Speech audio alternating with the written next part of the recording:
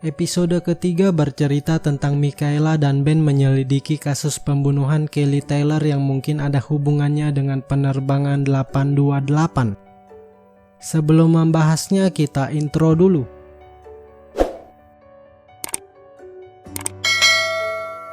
Film dimulai dengan flashback di mana Kelly bertelepon bilang reservasinya batal dan dioper ke pesawat lain. Di sebelahnya, Ben dan Michaela membahas bagaimana perjalanan mereka selama liburan di Jamaika. Scene selanjutnya di masa sekarang, beberapa petugas sedang memfoto mayat Kelly dan memeriksa TKP. Sementara itu, keluarga Ben menonton berita mengenai penumpang 828 ditemukan tewas. Wanita yang bernama Kelly Taylor itu sering muncul di TV menceritakan pengalamannya di penerbangan 828.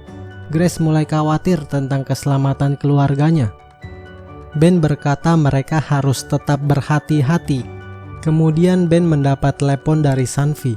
Dokter itu menemukan sesuatu di dalam darah Carl. Tidak ada sebelum naik pesawat dan bukan hasil kanker. Ini sangat asing baginya. Tidak ada mengarah ke tumor atau racun dan juga infeksi parasit. Ben ingat ketika saat di karantina mereka diberi vitamin elektrolit. Sanvi bilang dia mencatat semuanya dan akan uji coba lagi. Michaela meminta Ben antarin dia ke rumah Kelly Taylor.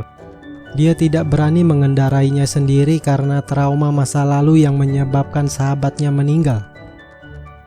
Saat sampai di TKP, orang yang diduga pelaku telah ditangkap dan mereka meminta izin untuk masuk ke dalam. Detektif yang bertugas menjelaskan korban sepertinya dirampok. Masuk lewat jendela dan keluar lewat pintu belakang. Korban sendiri di rumah sedangkan suaminya makan malam dengan rekan bisnis. Pelaku hanya mengambil kalung emas. Ada bekasnya di leher. Satu tembakan ke pangkal tengkoraknya. Ada memar di lengan dan punggungnya. Untuk orang yang ditangkap di depan, saksi melihat orang itu di depan seharian. Ada darah di bajunya diduga darah korban. Fans datang dan mengambil alih penyidikan ini karena terkait dengan penerbangan 828. Dia lalu menyuruh kakak beradik itu keluar dari TKP. Ben heran mengapa NSA harus mengambil alih kasus pembunuhan biasa. Mereka berdua lalu menghampiri suami korban. Taylor mengatakan dia sudah melarang istrinya untuk tidak bicara kepada media. Namun kata istrinya harus melakukan itu karena panggilan. Michaela khawatir bagaimana jika panggilan itu membuatnya terbunuh. Keesokan harinya, Michaela menonton siaran ulang video wawancara Kelly. Jared datang dan mengatakan detektif Donovan kesal kepada Michaela. Michaela meminta maaf karena sudah kelewat batas. Korban juga dari penerbangan 828. Jika itu alasannya dia terbunuh, dia perlu tahu. Karena mungkin dia Ben atau Carl yang jadi berikutnya. Sekarang NSA mengambil alih kasus itu, jadi dia butuh informasi dan meminta bantuan kepada Jared. Selanjutnya Michaela menemui Ben dan dia mengerti ucapan Kelly, yaitu ungkapkan kebenaranmu. Karena itulah Kelly melakukan wawancara menuduh pemerintah bohong. Mereka kembali menemui suami Kelly. Pria itu mengatakan sepanjang 2 hari yang lalu dia selalu mengatakan hal gila sejak kembali, seperti ungkapkan kebenaranmu. Taylor bercerita rumah mereka terlalu mewah tapi istrinya ingin hidup sederhana. Dia membelikan kalung dan memohon agar Kelly memakainya. Lalu mendadak masuk TV dan bicara soal pemerintah. Kelly juga pernah merasa dalam bahaya seperti mobil SUV hitam selalu di depan rumahnya. Pembantunya juga melihat mereka tiap siang dan malam. Ben menyadari kalau selama ini Kelly telah diawasi oleh fans. Pembantunya bercerita kemarin Kelly menata rambut di mall. Saat kembali ada memar di lengan, katanya terjatuh.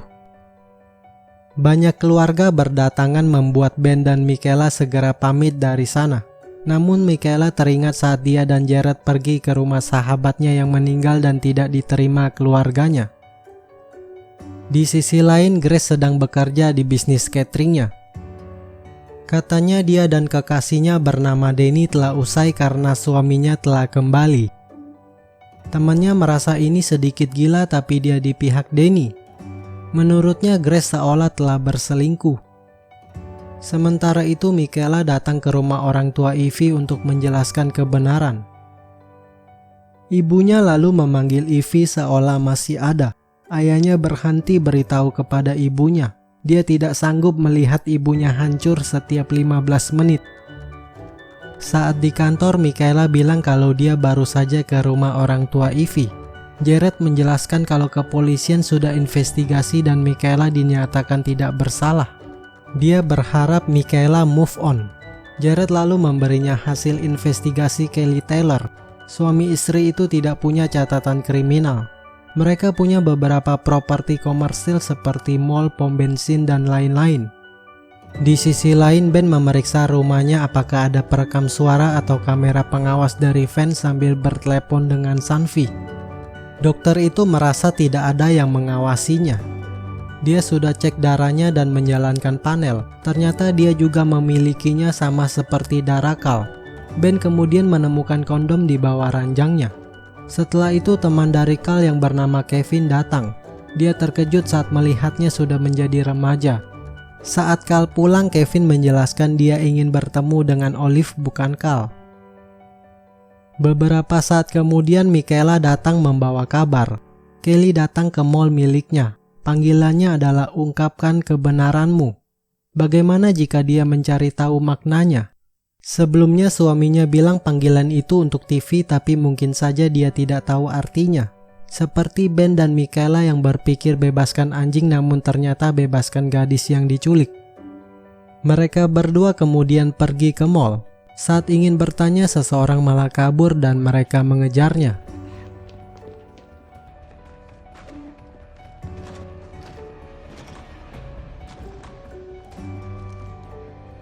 Wanita itu bilang Taylor hanya menyewakan untuk ilegal.